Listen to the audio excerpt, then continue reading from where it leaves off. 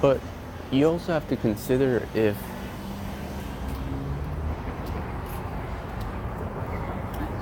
you got the proper medium. Or what I mean by that is maybe specifically video in the sense is not your best medium. Some people love the camera. Other people, they might feel maybe running it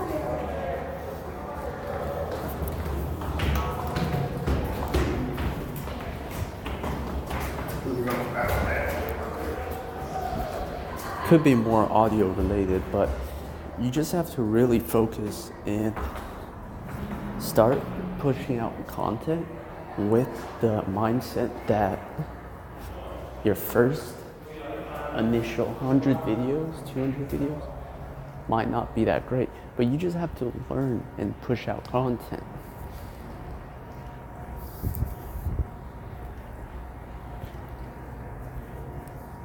So, for example, this is more of a writing hack, a bit more.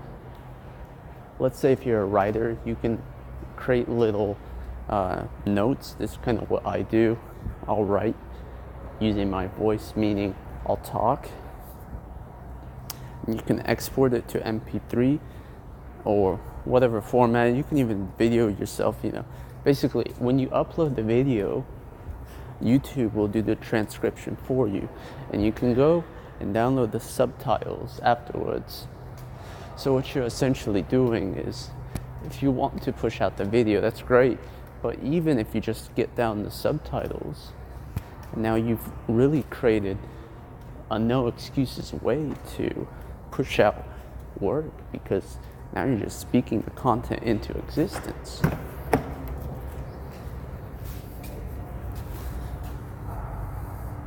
Alright, this is back more to the influencer course. So, document, don't create.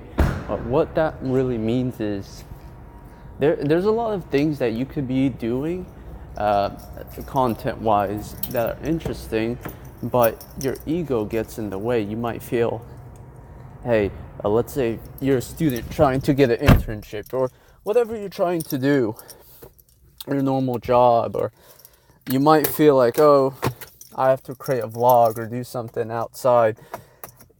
It's not, I wouldn't really say it's black and white like that. You can really, what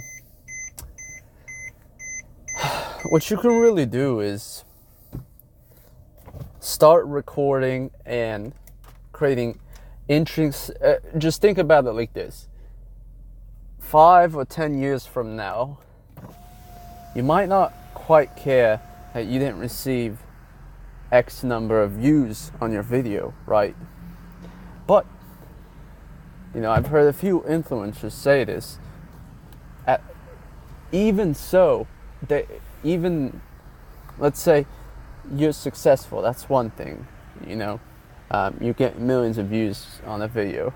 But even so, let's say you're not getting that kind of audience right off the bat, or let's say you never do. You have to be okay with that. First of all, you have to love to make videos, but there's something quite magical about documenting your life and then also placing it into a public eye for a national, almost like register of,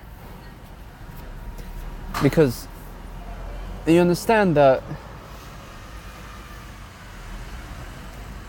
there's a saying, it's about the journey, not the destination. You have to also find other influencers that are already creating content in similar niches, and then you can create collaboration videos. This is quite common with YouTubers and really any creative medium where people are working together or creating content of any kind. You see writers collaborate, you see musical artists collaborate. So that's one of the best ways that people will grow. Also, there's nothing wrong with making videos for the money, But you just have to be honest with yourself. If you're making it for money as a business, or is there a deeper meaning? Do you want to share a message of some sort? It's not inherently right or wrong to want to make money from content. If you want fame, if you want... You see, you've got to think about the whole picture in the sense that your YouTube video can be a promotion for a future book deal or a speaking arrangement, or if you're in the fitness niche, then there's supplements and things of that nature. Please reinsert card while taking in the direction and in a minute by narrow. Please insert your parking ticket. Thank you for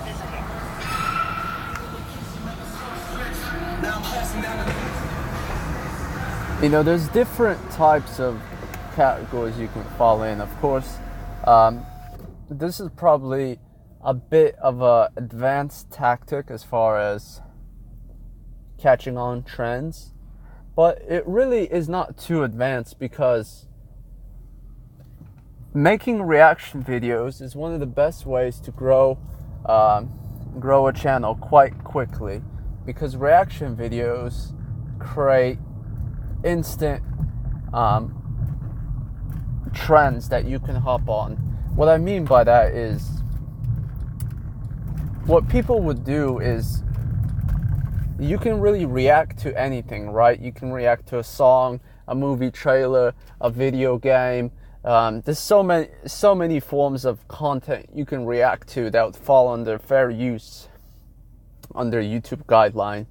But the thing with fair use and reaction videos is, let's say you're reviewing a movie trailer. Most likely you can't include parts of the trailer in the piece of content you're uploading to YouTube, but you can talk about the trailer and give your feedback, on it, and that would still be considered a reaction video.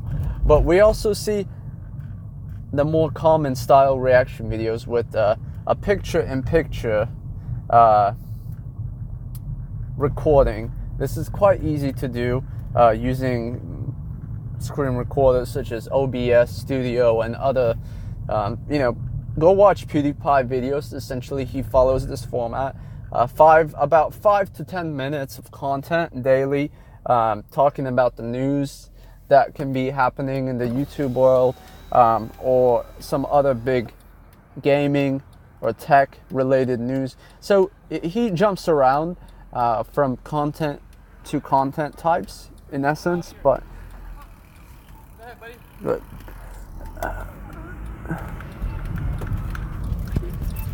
But what we see is actually Good eyes.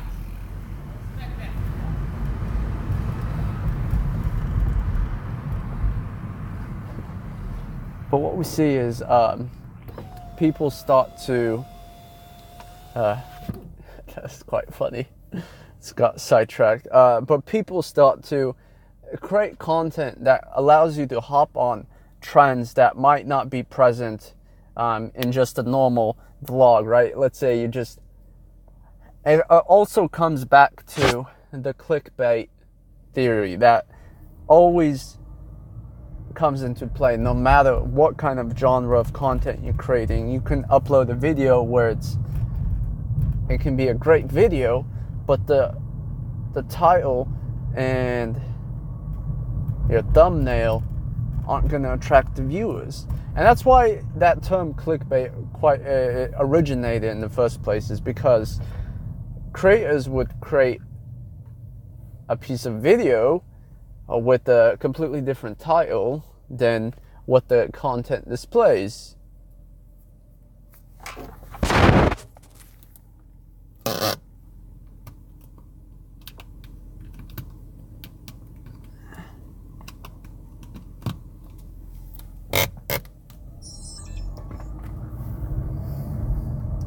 Car karaoke is a YouTube style that's been emerging since it appeared on television with the James Corden show. essentially it's I would say it probably most likely existed in some sense on YouTube and the creative sphere, but it wasn't quite on the level as obviously as James' show brought. And it's a quite simple concept. The downside is copyrighted music is gonna get your content most likely demonetized, but there's somewhat of a place for you to do this, depending on what kind of videos you're making.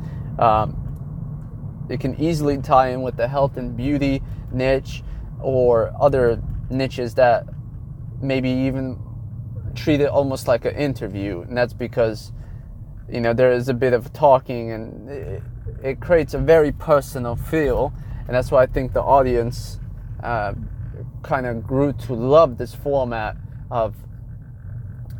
It's a very simple format in essence. You take a piece of a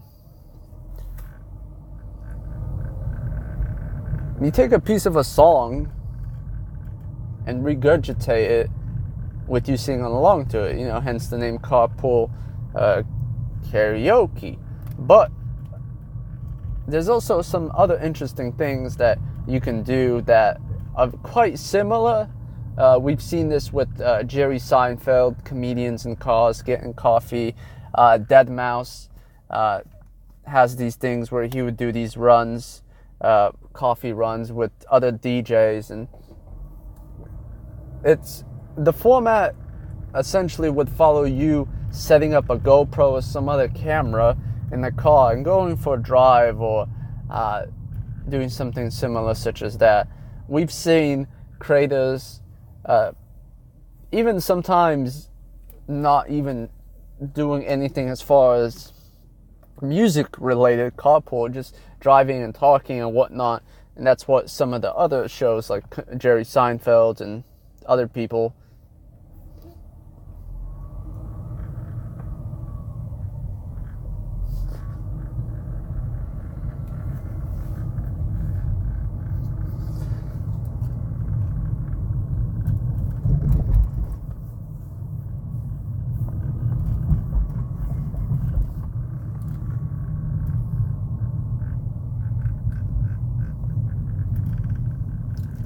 Let's take your daily commute, right? Even something as simple as that can be created into a more interesting piece of content than you realize. You can either film yourself talking, giving advice, knowledge, whatever your niche is. You can be speaking about that subject or just general observations as you're driving. Just take your whole, let's say you take your whole daily drive, record it, edit it, put music behind it, make it somewhat decent, let's say maybe a 5 to 10 minute clip. If people come to expect that daily, you're going to start to build a following. Your following will begin once you begin to post and deliver content to your audience consistently. Right? They're not gonna care if you're 8 years old or 80 years old. If you're an 8-year-old with the great voice, you can probably make a voiceover and people might think you're 20. Vice versa, if you're 80, it doesn't mean you have to be. There's still gonna be an audience for you if you actually create interesting content.